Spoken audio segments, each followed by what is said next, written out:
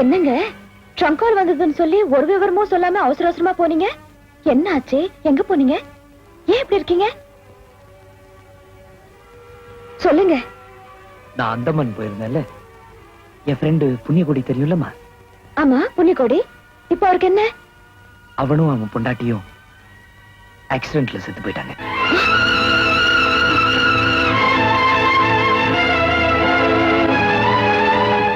எப்படி நடந்துச்சு? Gas stove வெடிச்சிருச்சா, பொண்டாட்டியை காப்பாத்தணும்னு போய் அவனும் நெருப்புல மாட்டிக்கிட்டான். ஐயோ, அவங்களுக்கு ஒரு பையன் இருக்கிறதா சொன்னாங்களே, அந்த பையன்? அவனுக்கு ஒண்ணும் ஆகல. கான்வென்ட்டுக்கு போயிருந்ததால் நல்ல வேளை அவன் மட்டும் தப்பிச்சுக்கிட்டான். ஹாஸ்பிட்டல் போயிருந்தேன். புண்ணியகோடி உயிர் போறதுக்கு முன்னால என் கையை பிடிச்சு கெஞ்சி கேட்டுக்கிட்டான். என்ன கேட்டாரு?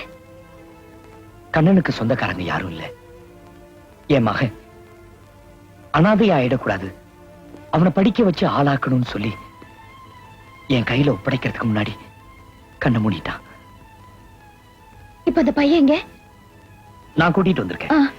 உன்கிட்ட கலந்து பேசினதுக்கு அப்புறம் அவனை உள்ள அழைச்சிட்டு வரலான்னு கார்ல உட்கார வச்சிருக்கேன். கார்ல? என்னங்க இதுக்கு நான் என்னங்க சொல்ல போறேன்? பாவம், தாய் தகப்ப இல்லாத பையன். வாங்க முதல்ல அழைச்சிட்டு வரலாம்.